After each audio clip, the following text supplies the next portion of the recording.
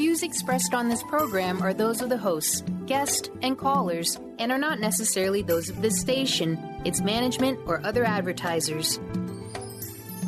You're listening to Transformation Talk Radio.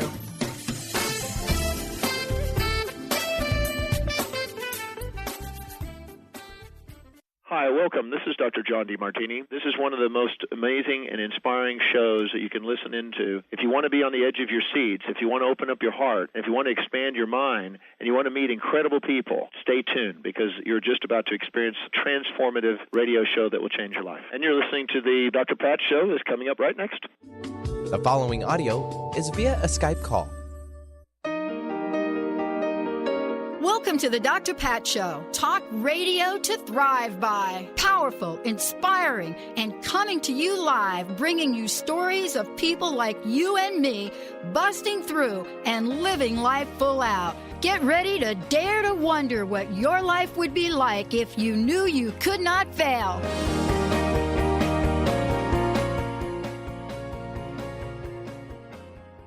Hey, everybody. It is so great to be connecting with all of you. I'm Dr. Pat. Yeah, I love all of the different things that we come and share with all of you. I am like super excited about today's show. But first, let me say hi to Mr. Benny. Hello, Mr. Benny. Hi, Pat. How you doing? Be good. I be good. I know you be good. You know, did you ever grow up like with looking under your bed for like things, or did Monsters all the time? Yes. Monsters, or were you the kind of kid that was like, "What's in my closet?" No, but I found my telescope I always wanted in Christmas in like '88, so that was always a good thing. Oh my gosh! Did you? I just outed my parents right there. Did just like right there. So did you ever like talk to imaginary, let's just say entities? I wouldn't necessarily say entities. I just talk to myself all the time, so other people probably think that. I do that in the elevator now, and I'm 40, so it makes sense. You know, I got to tell you, I'm so excited about today's show, talking with Varla right here, because I was one of those kids where I had what the psychiatrist called, if you really want to know, my imaginary friends. But after reading Varla's book, I am like not sure how imaginary any of this was. And today we get to talk with, for those of you that are wondering who I'm talking about, Varla Ventura is joining me here today.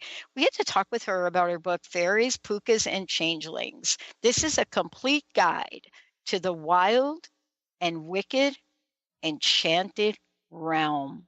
I love that. Benny, don't you love that? Super love, super love.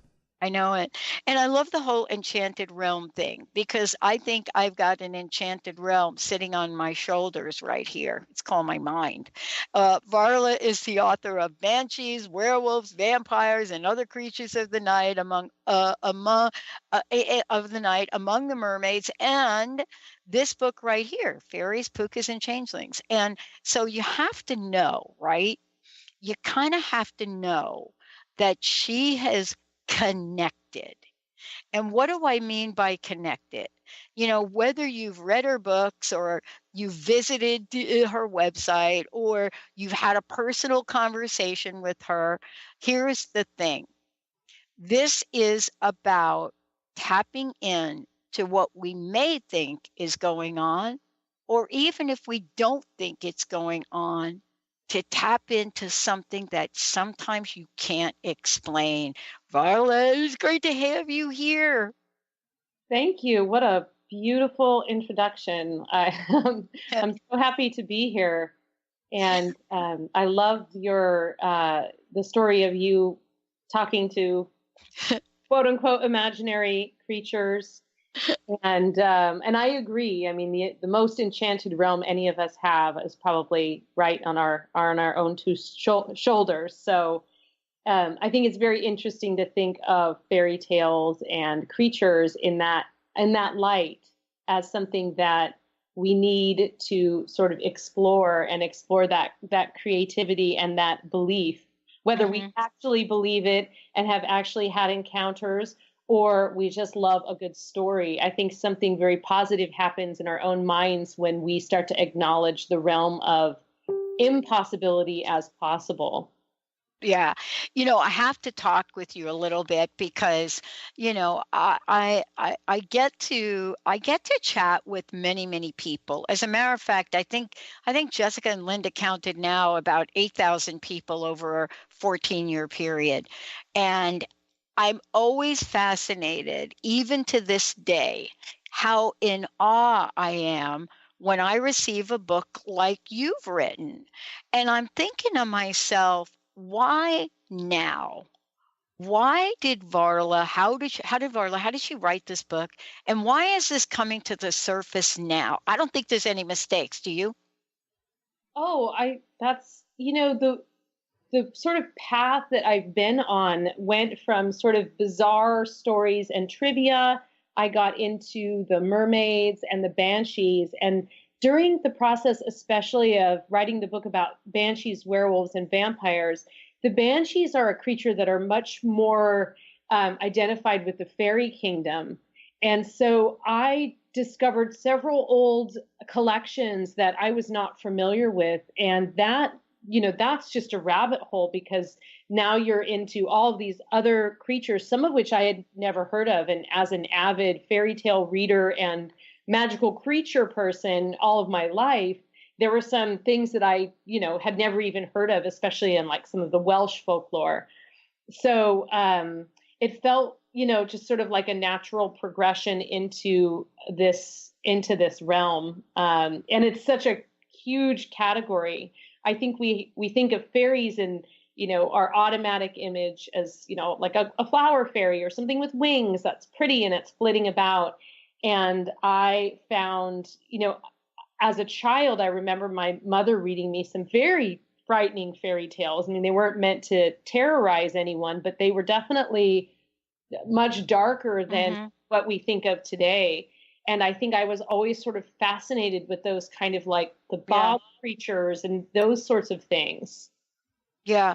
It's really interesting. I love that you said that, because you're right. I grew up in an era and generation where, we kind of now have glorified, if I should say, on the big screen, many, many, many of the really dark, scary things that I kind of grew up with.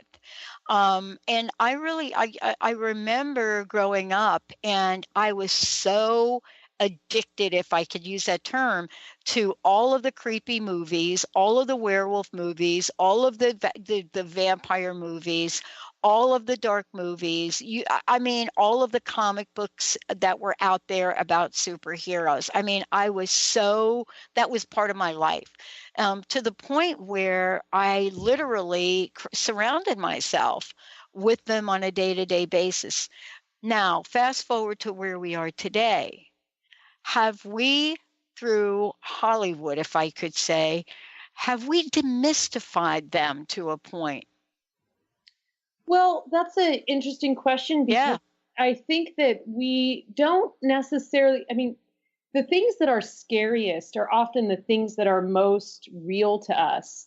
So in some ways, some of the stories of like maybe a Pooka or a changeling or something like that, it coming kind of more into modern terms, then we have sort of the terror and the wonder that comes along with it is more relevant to today's audience, because they, it's put in like a modern context. You can think about horror stories in the same way. Now you can read an Edgar Allan Poe and you will always be tormented by the sound of the heart in the floorboards.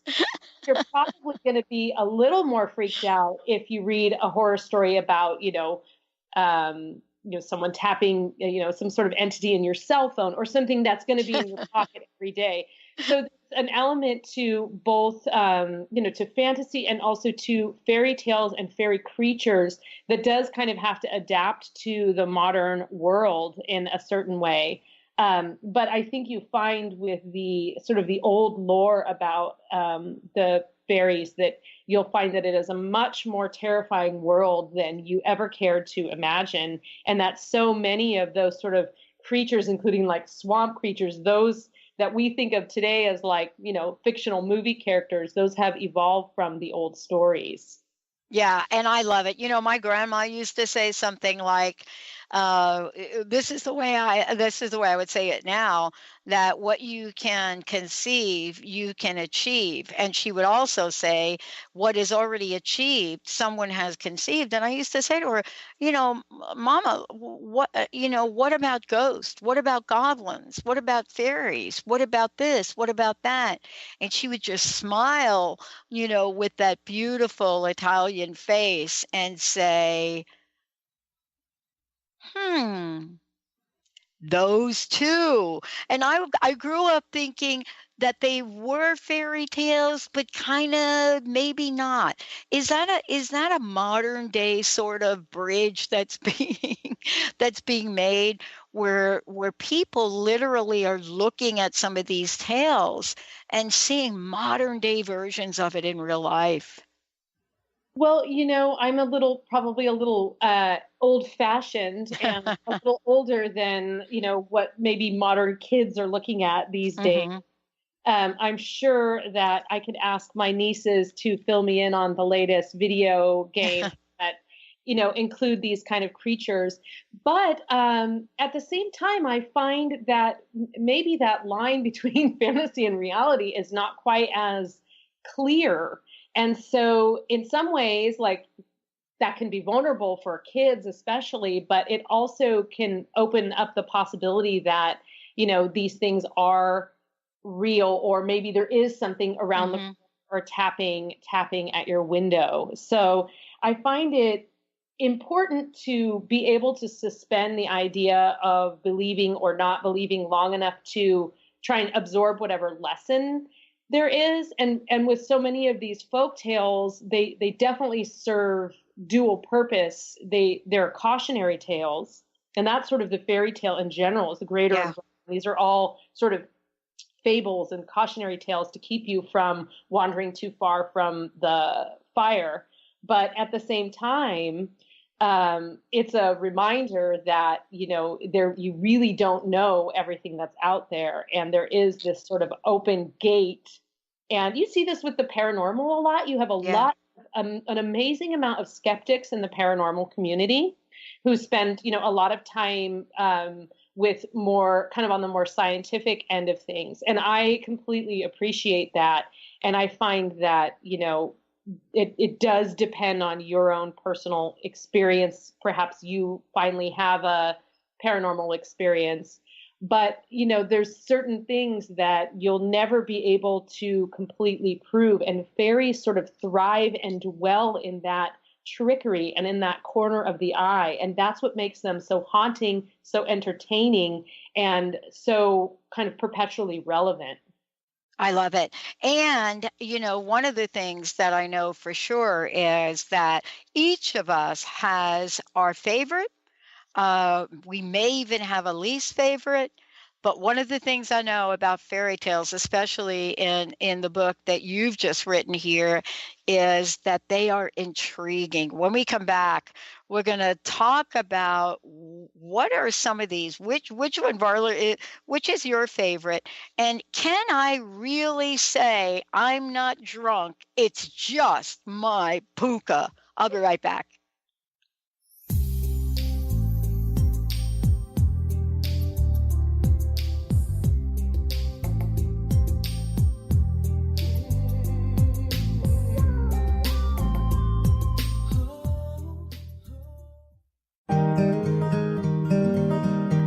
Want to help reduce the divisiveness in our world?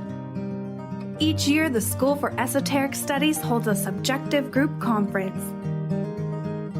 This year, our focus is on unity in diversity, the science of right human relations.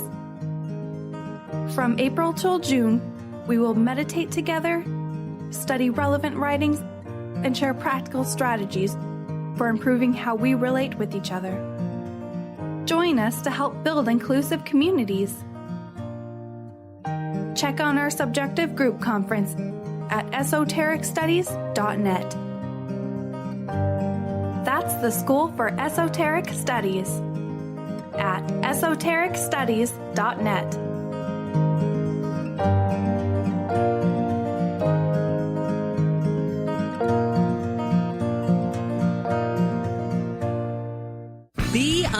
unstoppable. Who do executive women count on for up-to-date information on everything from stilettos to being heard in the boardroom? To achieve excellence, you must first take control of your life and develop a successful strategy with the Unstoppable Diva. Tune in to Up or Out with Connie Fife, Mondays 5 p.m. Eastern, as she cuts through the BS to guide you to become bold, connected, and unstoppable. For more information, visit uporout.com. Are you ready to start winning at the game of life? Lynn Brown, host of Get Into It, Winning at the Game of Life, is here to help you reach places and goals that you never thought possible. Lynn is an intuitive healer with a specialized background in financial healing. She combines her intuitive nature and her wholesome approach to financial planning. To learn more about her financial planning services, contact her personally at intuit.com. You, yes you, can be the highest version of yourself. Wellness coach and natural beauty expert Dr. Agnes Frenkel is on a mission to help you play the game of your life. Win in vibrancy, health, and beauty. Because you deserve it. Dr. Agnes goes beyond the limits in her personal coaching sessions to revolutionize health and wellness. Now is the time to unleash your true power. For more information, visit dragnesfrenkel.com. Tune in to The Truth is Funny with Colette Steffen each Wednesday at 8 a.m. Pacific, 11 a.m. Eastern on TransformationTalkRadio.com. This hit show will have you thinking outside the box and riding the wave of infinite potential. Join Colette on the Higher Self Network, inspiring listeners to shine their brilliance and ensure success while roaring with laughter as they recognize the humor of the giant cosmic joke. Visit thetruthisfunny.com.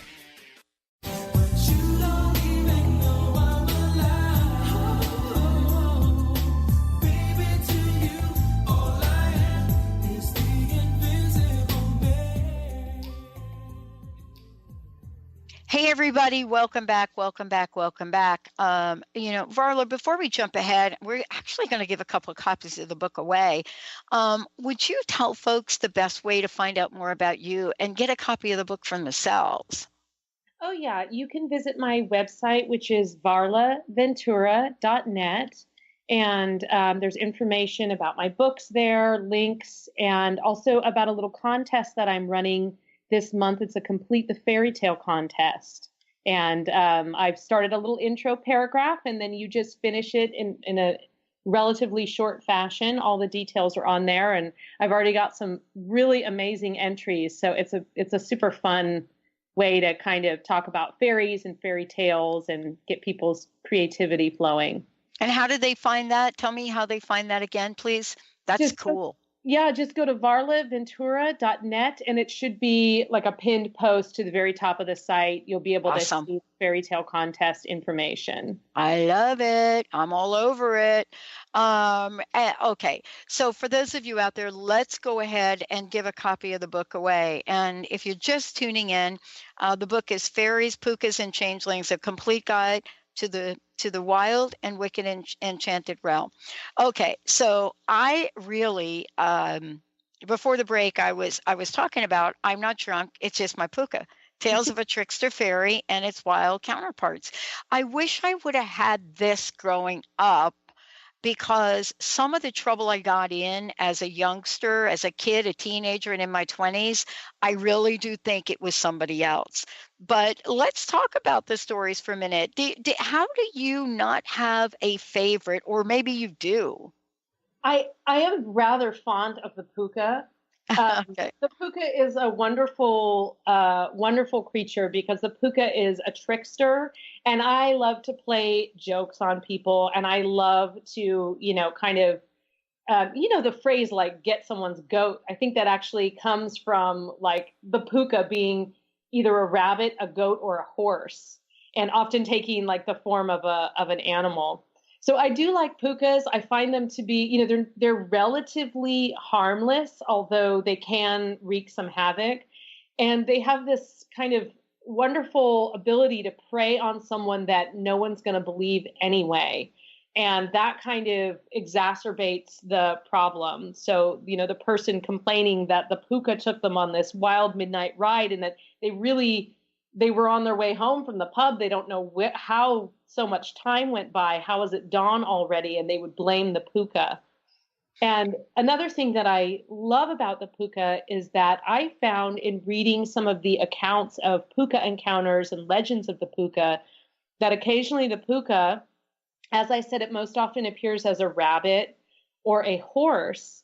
There are accounts of the Pooka actually being a personless horse-drawn carriage, which immediately made me think of the Headless Horseman. And so my gears kind of started turning along those lines of how a story like that would evolve from these old legends. Mm-hmm.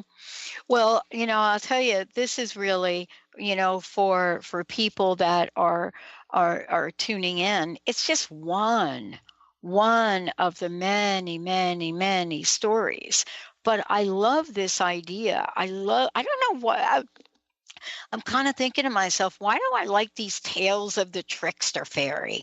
What do you think, Varla, is going on with me around that?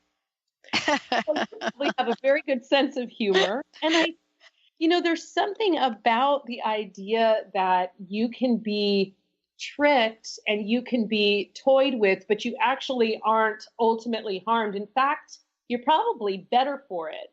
Maybe you finally give up the drink, or maybe, you stay closer to home on those like certain midnights, or, maybe you even, like me, find yourself just a little bit hoping to have this Pooka encounter. I mean, I'm not saying I want to go missing for hours at a time at a night, but there's this part of me that's like, what would really happen if I were to take this other path home? And so I think there's a little bit of that, and the idea that they're, that they have a sense of humor. Honestly, like, I think Bugs Bunny has that. Bugs Bunny is an ultimate, like, trickster rabbit, right? So he kind of personifies in a well, I guess Bugs Bunny is probably not the most modern reference, but to me, that's something of my childhood where you just laugh and laugh for hours at this rabbit always kind of out foxing the, tricking Elmer Fudd. And I think that the idea that rabbits are quick and tricky, and that kind of goes right along with the idea of a rabbit as a Pooka. So now every time I see a bunny, of course, I'm just thinking like, there's a bunny in my backyard in the night. No good. It's not just eating my lettuce. It's up to no good. Yeah. I was really, as I was reading the book, and by the way, let's give a copy of this away, 1-800-930-2819. I was really struck by not just the individual tales in the book, but I was really most shocked, if I might say, when I got to the chapter that I think the question is that all there is? And I think I was caught by surprise, because I thought, wow, I've never heard about this before. Fairies who give, or the barter system. I just so wanted to ask you about how you uncovered that. Well, I kind of started thinking about sort of the moral of the story, and how you have fairies that will sort of leave things behind. And I had been exploring the idea of the domestic fairies, the brownies and the hobgoblins and the coblins, who, there are many different names for these kind of creatures that live domestically. They live within a household. They help keep things tidy. They look after crops. They look after, your cow producing enough milk and all sorts of things like that. Mm-hmm. And in order to have those things, you must hold up your end of the bargain. And so I'm always, I was kind of thinking like, what stories sort of represent that bargain, and, mm-hmm. what would you give up? And Rumpelstiltskin was an excellent example of that. And I think we all can relate to that. You give me your firstborn child. That's a very common request in fairy kingdom. And, we see this in everything from, to the Disney version of Sleeping Beauty to, there's always, everything comes at a price. And so the idea of fairies actually being very generous and very willing to give, but one must hold up their end of the bargain, or somehow out-trick them, which all fairies are willing to give it up if they are convinced that you have, met them on the level that you're supposed to. So there's kind of this like ongoing lesson. I feel like the fairies are always teaching us lessons. They're tricking us. They're trying to convince us of things, but they also can be very giving and very generous in their supplies. You know, I want to stay with what you just mentioned because, you know, it's one thing to just grow up and, you know, have these fairy tales. I didn't grow up with fairy tales. It wasn't part of, you know, my childhood. That came later on. I really did grow up with comic books and things like that because, you know, as a young child, I moved around a lot from home to home as my mom was sick. But one of the things that I've come to really discover about myself is how gullible I am.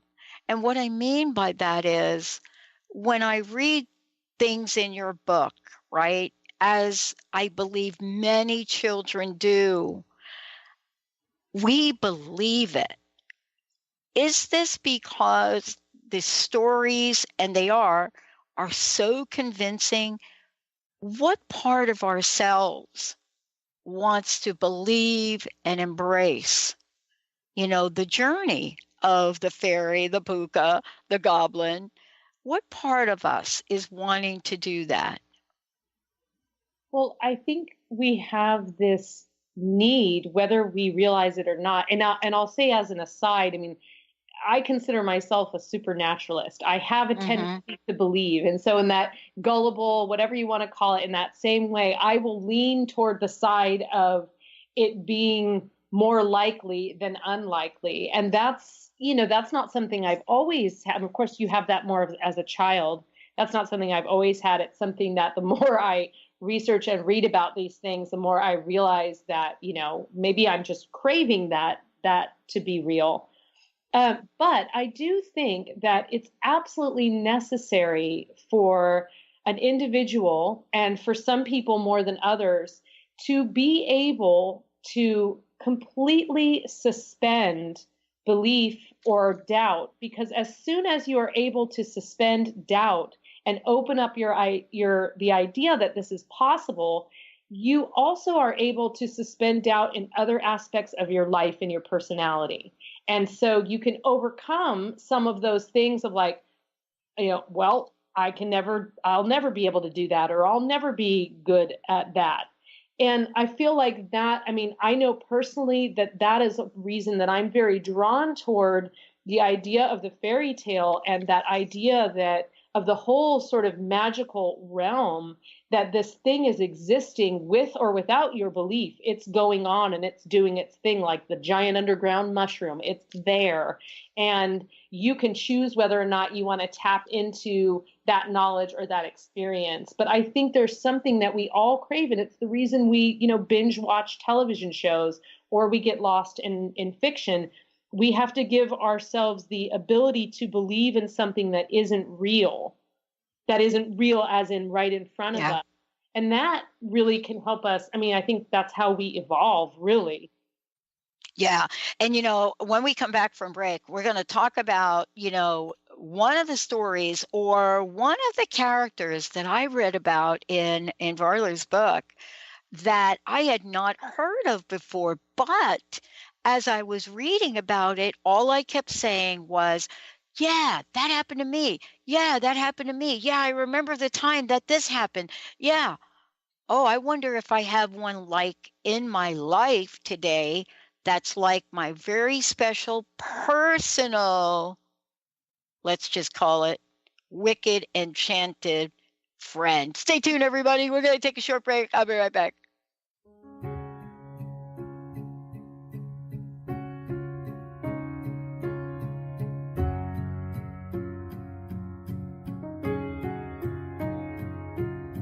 Crowded hallways are the loneliest places.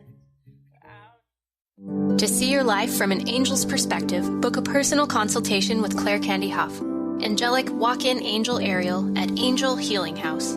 Candy provides intuitive counseling, Reiki, and angel readings in person in Los Angeles or nationally and internationally via phone or Skype. She will channel the practical tools you need to transform your life. Call now 831-277-3716 or visit angelhealinghouse.com. Do you feel that there's a bigger, better life for you?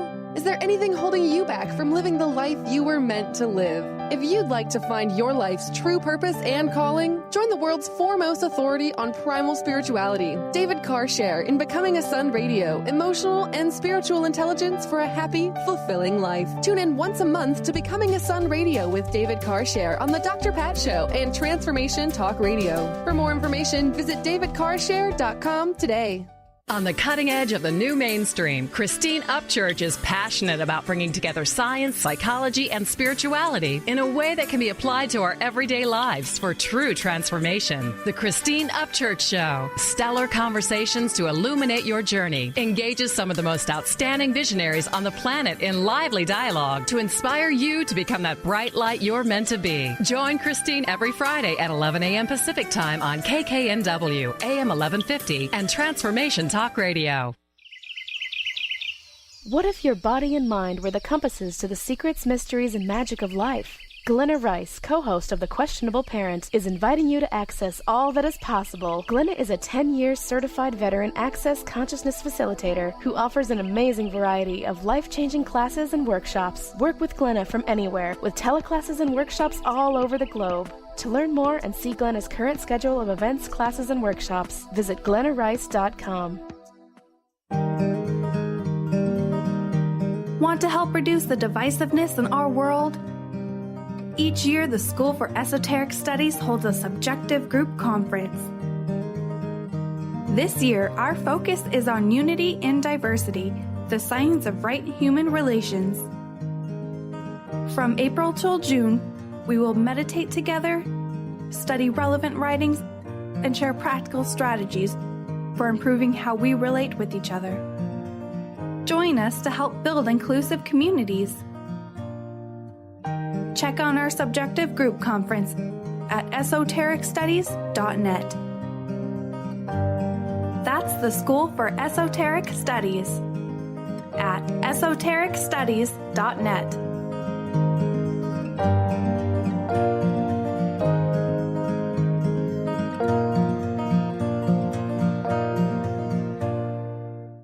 Calling all moms, it's time to awaken your vibrant, intuitive, loving self in every area of your life.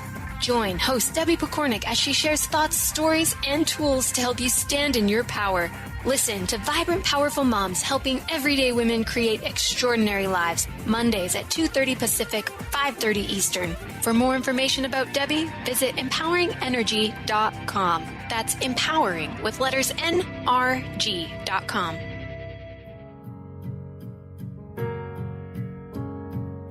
And you've been trying for so long to find out where your place is, but in their narrow minds, there's no room for anyone who dares to do something different. Wow, welcome back, everyone. Welcome back. I want to make sure that all of you know we'd love to give a copy of the book away, another copy, Fairies, Pookas, and Changelings. Varla Ventura joining me here today. This is a complete guide to the wild and wicked enchanted realm. Varla, one more time, if you don't mind telling folks, first of all, your website, but also tell them about what you're doing with this little contest here. Yes. Okay. So my website is varlaventura.net. And through the month of April, the book just came out on April 1st. So from April 1st to the end of April, I'm accepting submissions. It's an End the Fairy Tale contest. So I've written an intro paragraph, and I'm just asking people to submit their fairy tale ending to this story. And I'll be choosing a couple of winners by the end of probably by mid-May or so. And it includes, notoriety and free books. Sweet. And just fun. It's fun. Awesome. Well, before the break and during the break, I was saying I came across this one chapter in the book, and I came across this this character I had not heard of quite in this way called the brownie. And I was sharing with you that I was reading it and I was reading it and I was saying, wait a minute, that happened to me. No, that happened to me. Oh yeah, one night I actually woke up and I was black and blue all over my arm. Tell us about the brownie. What an interesting character. So the brownie is one name for a rather adored fairy in the fairy kingdom, in spite of the black and blue, the black and blue pinching. The brownie is one of the most accepted and domestic fairies. The brownie lives with people in their homes or on their land, and will do wonderful things for you. Maybe the brownie will clean your house, or maybe the brownie will make sure that your crops are protected and your cows are well looked after. There's even one account of a very faithful brownie who is very attached to a family, and their cow was not producing milk, and so he ran all over the countryside stealing little bits of milk from all the other cows so that the family had enough milk.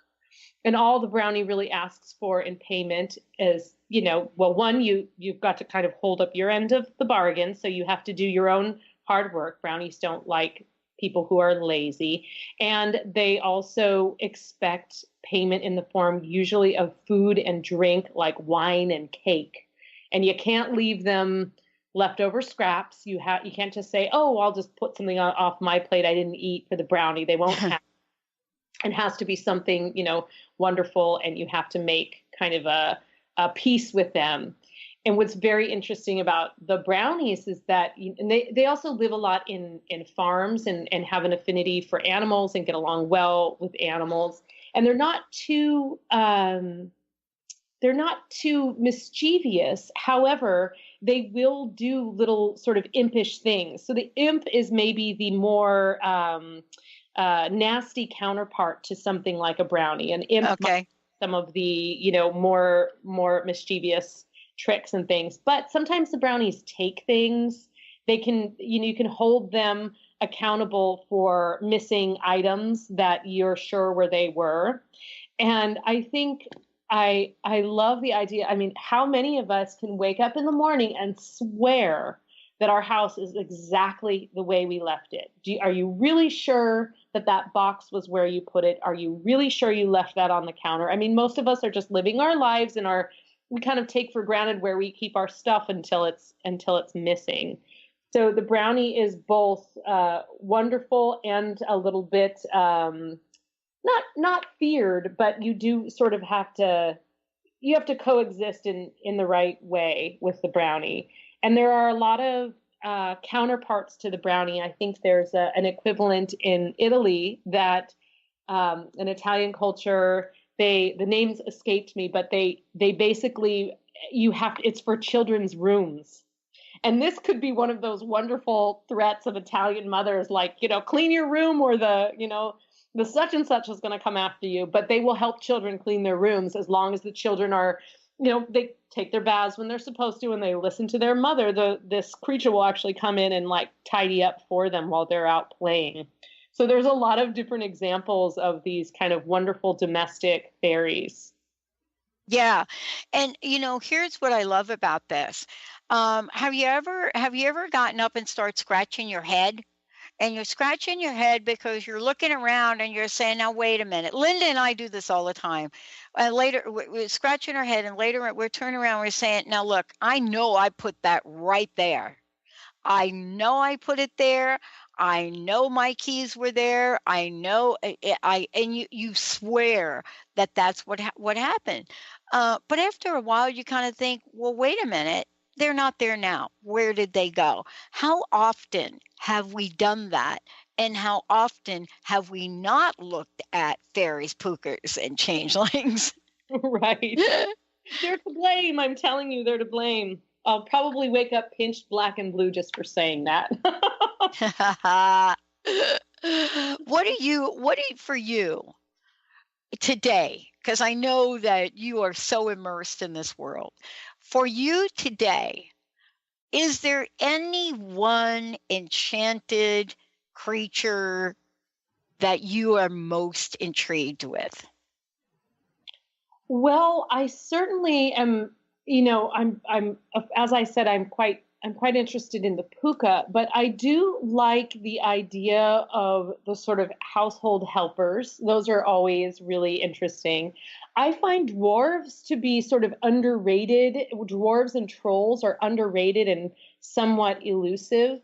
The dwarf is actually can kind of be connected to something like a goblin, or the word goblin is actually from a Welsh word, which is coblin, which also alludes to a cobbler or a shoemaker. Now, I didn't know this until I really started, diving into the deeper folklore, but leprechauns are actually known as the cobbler of the fairy world. So there's some references to something like a coblin, which is actually more leprechaun-like, or what we would call a leprechaun. And they tap, tap, tap on their little shoe bench. And this tap, tap, tapping is how you actually can find them if you're looking for them and you're trying to get that pot of gold. And, then I started, then once I heard about the tapping, that made me think of the Tommyknockers, which we've heard of. And that's a very common thing that Cornish miners and other miners, but they came over from Cornwall, the idea that there are helpful spirits in the mines that help you find gold or kind of lure you to or away from potential cave-ins. And then, then we have the dwarf association with mines and being in the underground. And in some ways they are, I don't consider them the same creature, but it is a different name for a regional being that has very similar characteristics. So I feel like, dwarves are kind of underrated. We don't really fear them or know about them as we do with some of the other. Right. I don't think I could pick just one. I mean, who would I want to encounter on a midnight romp? Yeah. That's a tough one. Probably, maybe a puka, but I might just like to talk with an imp and get some tips, Yeah. Yeah. I mean, what I love about it is that you are inviting us into a world of imagination that is relatable. And that's what I love about this, is it's coming up with, we are talking about the fairy kingdom, but everyone pretty much can look at their own lives right now and relate to it. And that's really what's kind of cool. We're going to take a short break. When we come back, how do we enter the fairy kingdom? Or maybe more importantly, how not to. Stay tuned. We'll be right back.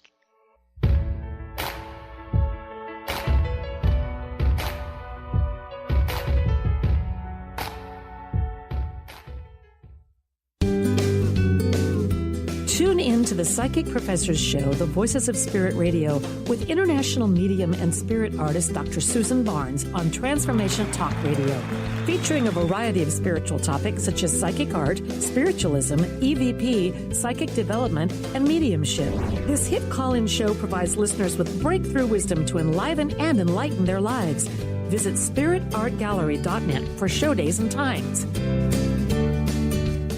Tune in to Lucid Planet Radio with Dr. Kelly Neff. This hit show will illuminate your senses and empower you beyond your daily stressors and hardships. Renowned psychologist and author Dr. Kelly will captivate you with far-reaching topics and amazing guests as you wake to the greatest version of yourself. Learn to tap into your intuitions, think critically about our world, heal emotional and psychological wounds, and follow your passions to live your dreams. The Lucid Planet. Welcome home. Visit lucidplanetradio.com for more information. Thrive is what we experience when our mind, body, and soul operate as one. When we thrive, we excel on all levels. Thrive is the mindset that matters. It is essential to our being. Have you ever found yourself looking for the instruction manual on how to thrive? You'll find everything you need to help you feel strong, powerful, and peaceful in your own body. So don't waste any more time. Visit thrivebyjen.com today. TheAngelLady.net. TheAngelLady.net. TheAngelLady.net. TheAngelLady.net. TheAngelLady.net. 1-800-323-1790.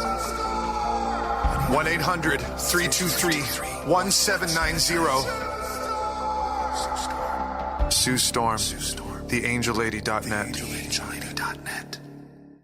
Brand consultant Jen Morgan is here with Radically Distinct Radio to help you take control of your future and maximize your brand's power to produce results. Whether you're an individual trying to reinvent yourself and launch a new venture, or you're an executive trying to reposition your company to modernize your sales and marketing programs, Jen Morgan and the RAD Method empower you to play to your strengths and show up in the world as your most powerful brand. To learn more, go to jenmorgan.com. That's Jen with 2 N's, Morgan.com, or call 206-972-5366. Tune in to Mainstream Metaphysics Radio to harness your connection with the universe to effect change for optimal success and happiness. Named one of the country's top psychics, Eve now brings her insights and gifts to this weekly hit call-in show, joined by visionaries, leaders, and gifted others, but mostly you. Jot it down, Thursdays, 10 a.m. Pacific, 1 p.m. Eastern on TransformationTalkRadio.com.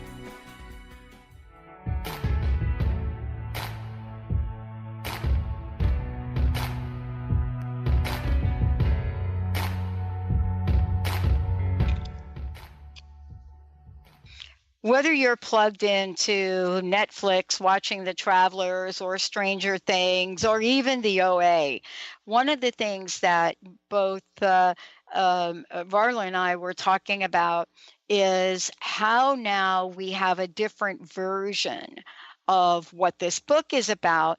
And she and I were talking about, it's almost like there's a more intelligent version of what we grew up with. Yet at the same time, it's all highly intriguing. And what I think, Varla, I'm finding is, regardless of how old you are, it used to be, right, that the people in marketing would say, oh, we got to market to this age. We got to market to this age.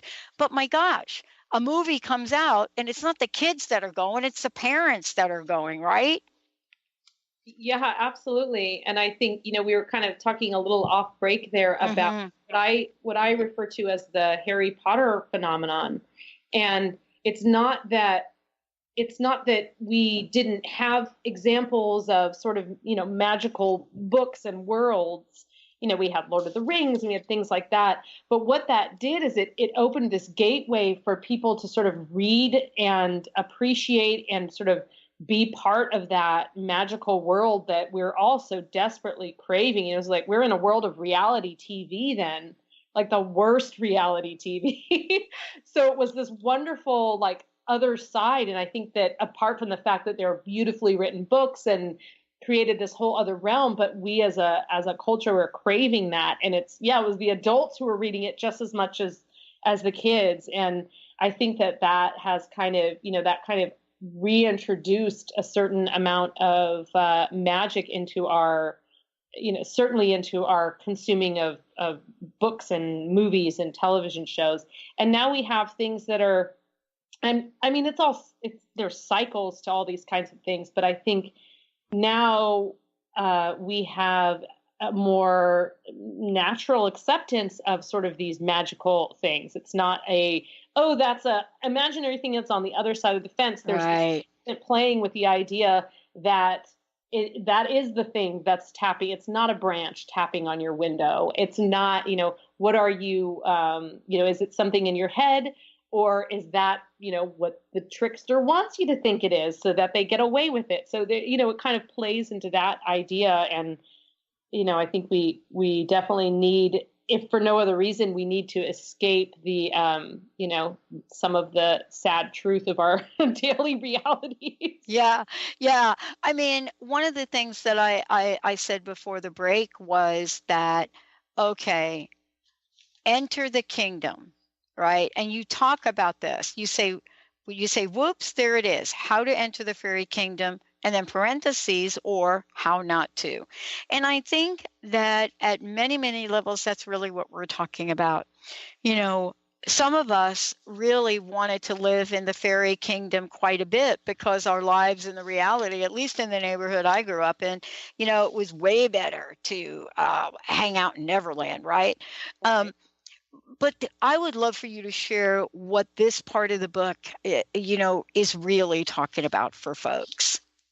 Well, it's interesting because it's actually toward the end of the book, but in my mind, the book actually started this way because as a child, a very young child, I was warned on more than one occasion, on probably a regular basis. Once we lived in a city and we moved into the forest, very remote, no electricity, no running water. I mean, we moved to a very remote area. It's less remote now, but then my parents still don't have running, or they have running. They still don't have electricity. They're still off. They're off. They were off grid before it was be off grid. They were off grid out of necessity. In any case, I have been warned on more than one occasion to avoid fairy mounds. And fairy mounds are, usually a circle of mushrooms. It can be a circle of rocks. And my mom would just say, that's a delicate place and that's the place for the fairies. And we had a sort of a reverence and appreciation for them, but it was instilled in me at a young age that you were not to mess with them, that you should never fall asleep on the fairy mound because the fairies very much want to take you into their world. However, once you're there, it's nearly impossible to get back. And I think we had this with, Brian Froud had that wonderful book that he published in the 70s of like these amazing illustrations of all these old creatures still published to this day, and just absolutely beautiful illustrations, and definitely talks about this sort of darker side of, it's this lovely enchanted place, but, and as a child, you're growing up and you're hearing like, oh, there's this version of the fairy tale and the mermaid, just gets to like be with her prince, but actually the mermaid feet are, she's in a tremendous pain and she has to make this tremendous sacrifice. And, maybe it turned out okay in the end, but this girl was frozen on a loaf of bread and sunk into a bog for the majority of her life. And so there's these kind of things that I was sort of raised with a healthy dose of fear. And so there are a couple things that you should never do if you find yourself somehow among the fairy. And you should never eat or drink anything they offer you. And let me tell you, they're going to offer you the best of the best. You're going to have, a feast with an amazing goblet full of the most amazing smelling anything you could ever imagine, or a saucer full of the most beautiful fresh cream with strawberry. I mean, they're going to lay it out. Once you do that, you become kind of enslaved in their world. And in some cases, who minds, right? That's great. Yeah, I'd rather live with the fairies. But in other cases, it's as so often, it's not all it's really cut out to be. And soon the enchantments fall. And there's a wonderful connection with people who are seers, or as they say in Ireland, that have the sight or the second sight, and that they are people who did actually enter the fairy realm and did not succumb, but they are able to see fairies. And there's a couple of stories I've included in the book of people, and that's in this last chapter about how not to get there, where you can actually pick out a fairy nurse or a fairy woman in a busy marketplace because you have this sight. And that's one way that you can get it, or that it can be passed down generations, but you got it originally because your great-great-grandmother struck a bargain, got out of the fairy realm and came out of the fairy mound unscathed. Oh, man. Well, this is, first of all, thank you for today. I mean, I cannot believe this hour just zipped by. Please give out your website again. And one last thing, how can people people buy the book? And what's your personal message? What would you like to leave us with? Well, I want to just say that I've enjoyed this conversation tremendously, and I feel like you and I should sit down and have tea and speak of fairy things.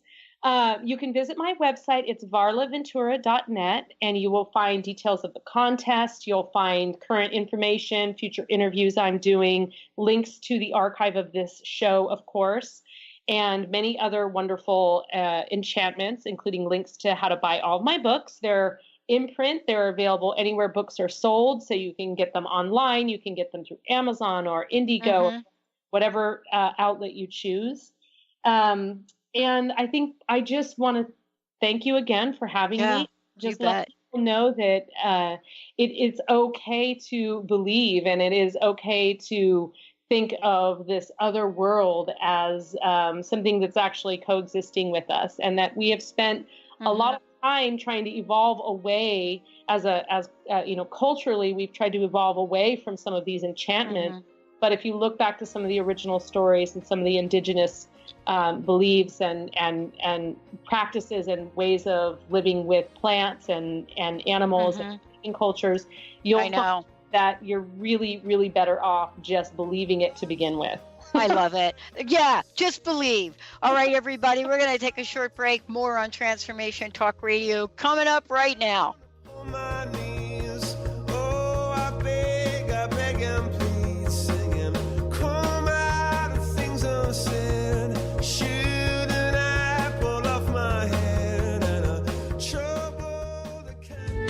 The preceding audio was via a Skype call.